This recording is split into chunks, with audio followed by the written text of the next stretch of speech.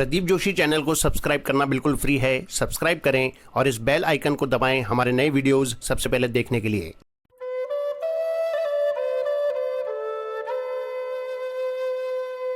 स्वामी रामसुखदास जी महाराज को शत शत नमन।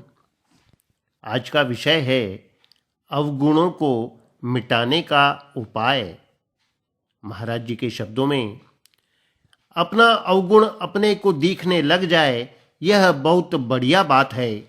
यह जितना स्पष्ट दिखेगा उतना ही उस अवगुण के साथ संबंध विच्छेद होगा।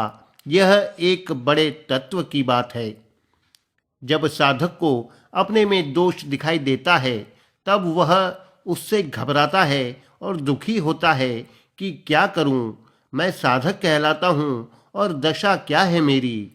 तो यह दुखी होना अच्छा ही है, परंतु यह दोष मेरे में है ऐसा मानना अच्छा नहीं। ध्यान दें, साधक के लिए बहुत बढ़िया बात है। जैसे आंख में लगा हुआ अंजन आंख को नहीं दिखता पर दूसरी सब चीजें दिखती हैं, ऐसे ही जब तक अवगुण अपने भीतर रहता है तब तक वह स्पष्ट नहीं दिखता, और जब अवगुण दिखने लगे तब समझना चाहिए कि अब अवगुण मुझसे कुछ दूर हुआ है।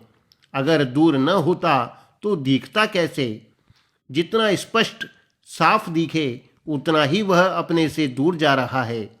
अत्यंत दूर की वस्तु और अत्यंत नज़दीक की वस्तु दोनों ही आँखों से नहीं दिखती। इसलिए अवगुण दिखने पर एक प्रसन्नता आनी चाहिए कि अब दोष मेरे में नहीं है, अब वह निकल रहा है, मिट रहा है। भूल तभी होती है जब साधक उसे अपने में मान लेता है। अपने में दोष को मान लेना बहुत बड़ी गलती है। अपने में मानने से दोष को सत्ता मिलती है, जबकि दोष की स्वतंत्र सत्ता है नहीं। आपकी अपनी स्वतंत्र सत्ता है। दोष को अपने में मानने से वह सत्ता दोष को मिलती रहती है। इससे वह दोष जीता ही रहता है, मरता नहीं, क्योंकि उसे आपका बल मिल गया। दोष अपने में नहीं है, इसकी एक पहचान तो यह हो गई कि वह दिखने लग गया। दूसरी पहचान यह है कि यदि अपने में दोष हो तो उसे सब समय में दिखते रहना चाहिए। जब तक मैं हूँ यह ज्ञान रहता है तब तक उसके साथ साथ दोष के रहने का भी ज्ञान होता है क्या? यह हरदम नहीं रहता, वह आता और जाता है। तो ऐसा आगंतुक दोष अपने में कैसे हो सकता है?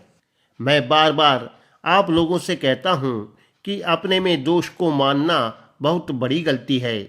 इतनी बड़ी गलती है कि मानो दोष को निमंत्रण देकर बुलाते हैं कि हमारे यहाँ से कहीं चला न जाए। इस प्रकार आप दोष को आग्रह पूर्वक निमंत्रण देकर रखते हैं। मूल में दोष अपने में नहीं है, क्योंकि ईश्वर अंश जीव अविनाशी, चेतन अमल सहज सुख राशि। स्वयं ईश्वर का अंश सदा रहने वाला चेतन ज्ञान स्वरूप है। यह अमल है, अर्थात इसमें मल नहीं है, और सहज सुख राशि है।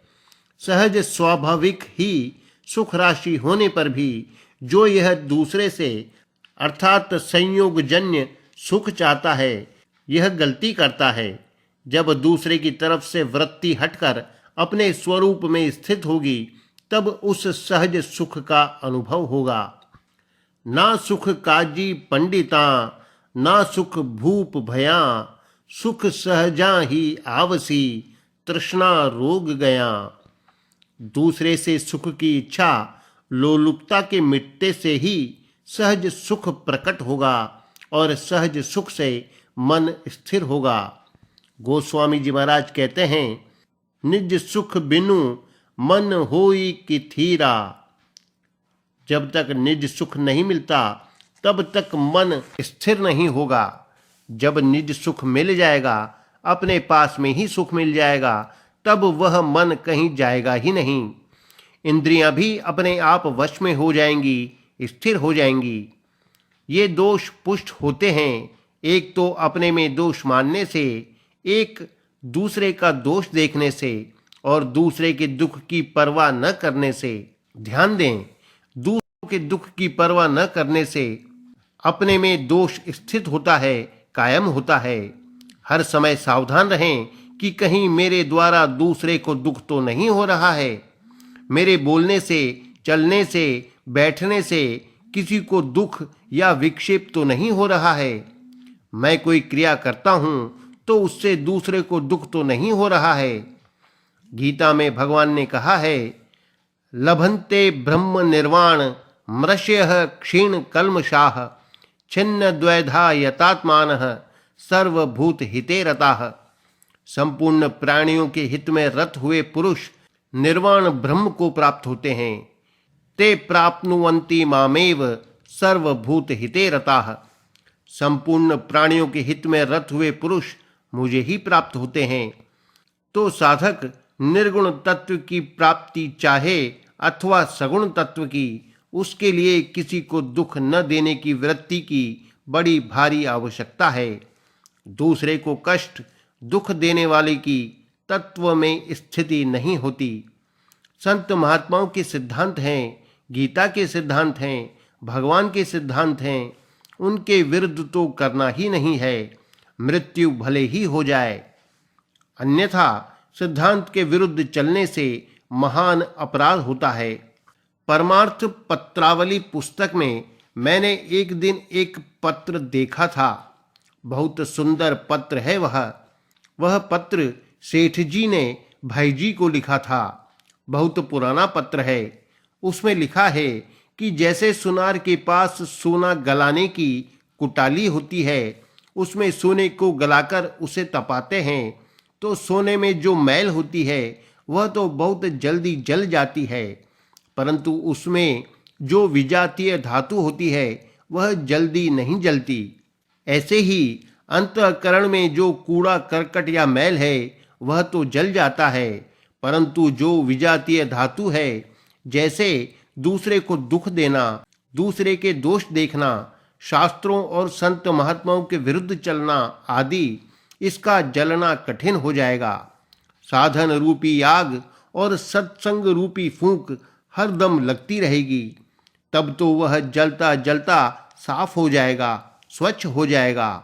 स्वरूप तो आपका स्वच्छ शुद्ध है ही। दूसरों का हित करने वाले का बड़ा भारी नुकसान होता है। दूसरों का हित करने वाले को गीता ने परम योगी माना है। आत्मौपम्येन सर्वत्र समम पश्यति योर्जुन सुखम वा यदि वा दुखम स योगी परमो मतः। तात्पर्य यह है कि जैसे कोई हमारी चीज ले जाए तो हमें बुरा लगता है, हमारे में दोष देखता है तो बुरा लगता है, हमारी निंदा करता है तो बुरा लगता है, हमारा तिरस्कार करता है तो बुरा लगता है, हमारे मन के विरुद्ध करे तो बुरा लगता है। इस प्रकार आत्मौपम्येन अपने शरीर की उपमा देकर सोचें कि दूसरे का ऐसा बर्ताव मुझे बुरा लगता है तो वैसा बर्ताव हम किसी से नहीं करेंगे। भोगी आदमी तो इसका यह अर्थ लेता है कि जिससे अपने को सुख हो वह काम करना है और जिससे अपने को दुख हो वह काम नहीं करना है, एवं बुरा बर्ताव करने वाले को खत्म करना है, हटाना है। परंतु जो साधक होता है उसमें यह सावधानी होती है कि ये जो बर्ताव मुझे बुरा लगता है उसका अर्थ यह है कि ऐसा बर्ताव मैं किसी के साथ न करूं, और जो दुख आता है वह मेरी उन्नति के लिए आता है। दूसरे का आचरण हमें चुभता है तो ऐसा आचरण दूसरों को भी चुभता है, पक्की बात है। जैसे शरीर में कहीं भी होने वाला दुख हमें नहीं सुहाता, वैसे ही दूसरों का दुख भी हमें नहीं सुहावे। यदि हमारे शरीर, मन, वाणी, भाव आदि से किसी भी जीव को दुख होता है तो जल्दी साधन की सिद्धि नहीं होती।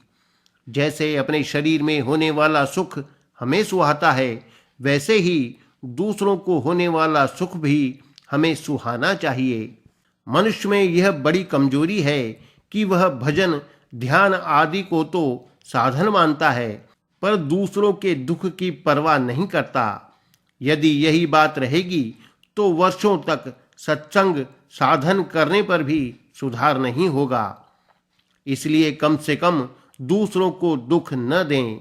सेवा करो तो अच्छी बात, सेवा न करो तो इतनी हानि नहीं, परंतु दुख देने से बड़ी भारी हानि होती है। साधक इससे जितना बचेगा उतना ही अपने सुख की कामना दूर होगी। तो सुख भोग की वृत्ति तब दूर होगी जब दूसरे का दुख अपने को चुभने लगेगा। दूसरों के दुख को दूर करना हमारा सुख हो जाएगा और दूसरे का दुख हमारा दुख हो जाएगा। जैसे अपना दुख दूर करने के लिए मनुष्य की स्वतः चेष्टा होती है, वैसे ही दूसरे का दुख दूर करने की स्वतः चेष्टा की जाए तो विषयेंद्रिय संयोग के सुख भोग की रुचि मिट जाएगी। और जब तक दूसरे के दुख की परवाह नहीं करते और अपना सुख लेते हैं तब तक अपने सुख की वृत्ति मिटती नहीं। कोई कहे कि हम दुख नहीं देते, फिर दूसरे का दुख देखने की क्या जरूरत है? तो अपने में जो सुख बुद्धि है इसे मिटाने के लिए दूसरे का दुख दूर कैसे हो यह चिंतन होगा। अपने सुख भोग की रुचि मिट जाएगी। इसलिए संतों के लक्षणों में लिखा है, पर दुख दुख सुख सुख देखे पर। सुख भोग में भी दो चीजें हैं जिसे संतों ने कहीं कनक और कामिनी नाम से और कहीं दमड़ी और चमड़ी नाम से कहा है। पैसों की आसक्ति दमड़ी की और स्त्री की आसक्ति चमड़ी की, तो ये दोनों बहुत खराब हैं। तभी कहा कि माधोजी से मिलना कैसे होए, सबल बैरी बसे घट भीतर कनक दामिनी दोय। इन दोनों को गीता ने भोग और ऐश्वर्य नाम से कहा है। भोगैश्वर्य प्रसक्ता नाम तया पहृत चेतसाम व्यवसायात्मिका बुद्धि समाधौ न विधीयते। भोग शब्द से स्त्री और ऐश्वर्य शब्द से पैसों का संग्रह लेना चाहिए। जिसकी इन दोनों में आसक्ति होती है उसकी परमात्मा में निश्चयात्मिका बुद्धि नहीं होती कि परमात्मा को प्राप्त करना है। इनकी आसक्ति तब दूर होती है जब दूसरे के हित का भाव हो जाए। आजकल हमारे देश में इसकी बहुत अधिक आवश्यकता है। जैसे बीकानेर में कभी मदिरा न हो या कम पैदा हो तो बहुत मन में आती है कि मदिरा नहीं हुआ, क्योंकि यहाँ वह होता है। जहाँ मदिरा पैदा होता ही नहीं वहाँ मन में भी नहीं आता। ऐसे ही हमारे देश में साधुओं और गृहस्थों में उपकारी आदमी बहुत हुए हैं। आज उनकी बड़ी भारी कमी होने से देश को उपकारी आदमियों की भूख लगी है। हमारे कारण किसी को दुख न हो ऐसा विशेष ध्यान रखने से अपने सुख भोग की रुचि मिट जाएगी, जिसके मिटने से हमारी दोष युक्त वृत्तियां सब मिट जाएंगी। हम वृत्तियों की तरफ ही ख्याल करते हैं, उसके कारण की तरफ नहीं। यदि कारण की खोज करके उसे मिटा दें तो सब दोष मिट जाएं।